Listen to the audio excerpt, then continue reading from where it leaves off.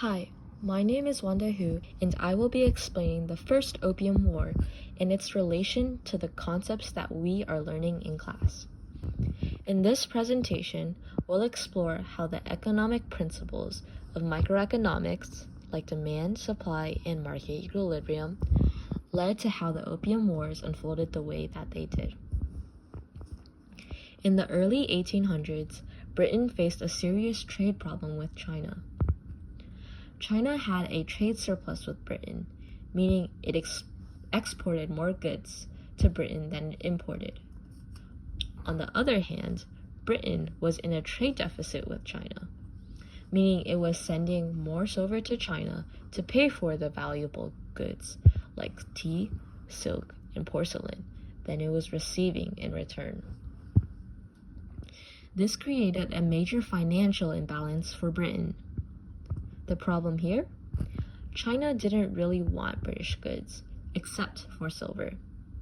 There was very little demand for British products in China, which meant merchants struggled to sell anything there. In microeconomic terms, we can think of this as a market imbalance. There was a huge supply of British goods, but the demand was low, making it hard to make a profit. So, how did Britain solve this problem?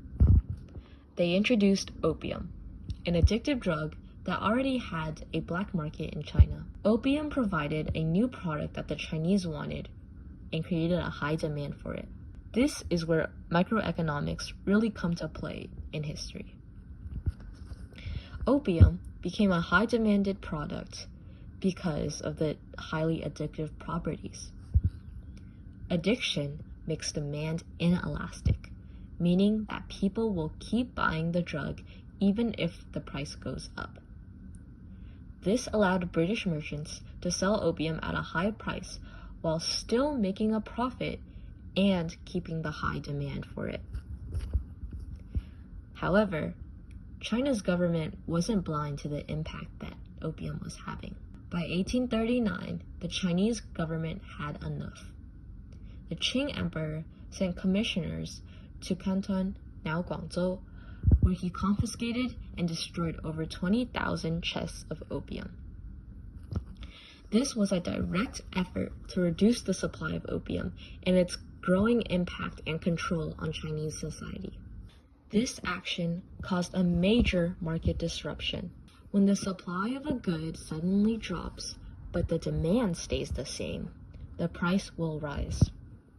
By destroying opium, China had created a scarcity, which only made the drug more valuable on the black market. As a result, the British merchants faced even higher profits, which gave them even more of an economic incentive to protect their trade. They didn't want to just sell more opium. They wanted to make sure that their growing market would not be disturbed. This market disruption led directly to military conflict. The British, upset by the Chinese government's crackdown, took military action to protect their goods and ensure that the opium trade would continue.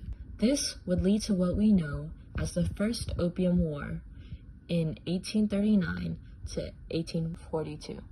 After a long battle, the British won, and the Treaty of Nanking was signed, forcing China to open 5 more ports to British merchants and to cede control of Hong Kong to Britain.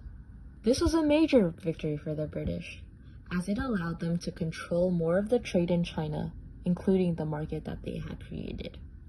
This treaty also allowed Britain to trade more goods in China, which helped shift the balance of trade in Britain's favor. This was the very beginnings of a new chapter in the relationship between China and Western powers. For Britain, this was an economic win. They had managed to force China to open up its markets and keep their opium trade flowing. Hi, my name is Zaza Anaza, and I'll be talking about the Second Opium War and its relation to microeconomics.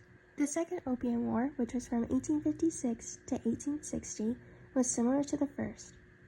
It was driven by Britain's desire to secure profits and expand its control over Chinese markets. They found the opportunity to do so with the Arrow incident in 1856, where Chinese officials boarded a British ship, the Arrow, and arrested the crew. Britain used this incident as a reasoning for military action, sparking the battle that we know today. While opium still remained the primary focus, Britain also aimed to fix its trade imbalance with China and create a larger gap between the two countries.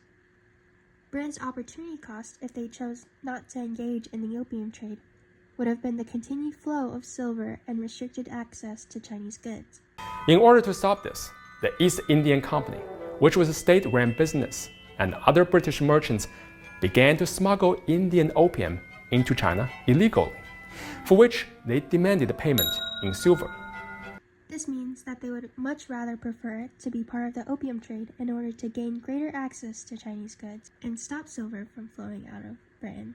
The Treaty of Tientsin in 1856 ended the Second Opium War, which forced China to open more ports, or 11 to be exact, and legalize opium.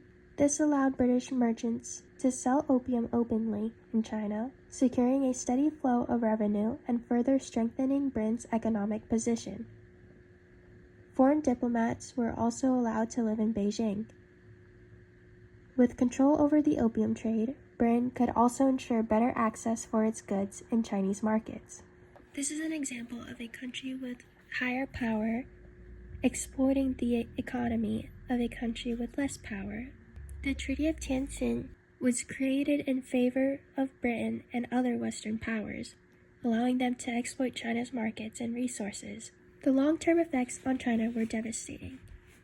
As opium flooded the market, addiction soared, causing significant social and economic problems. Opium addiction decreased productivity, fueled social unrest, and led to widespread poverty.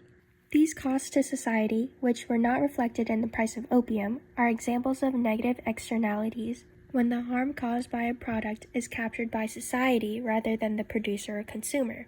In conclusion, the Opium Wars severely weakened China's economy and undermined its sovereignty. As China became more dependent on foreign trade, it faced increasing political instability, contributing to events like Taiping and Boxer rebellions. Looking at the Opium Wars through the lens of microeconomics gives us a new perspective on how trade, supply and demand, and government policies can shape not just markets, but entire countries. In this case, Britain's economic interests played a direct role in the destruction of China's economy and sovereignty, and the consequences are still felt today. Thank you for listening.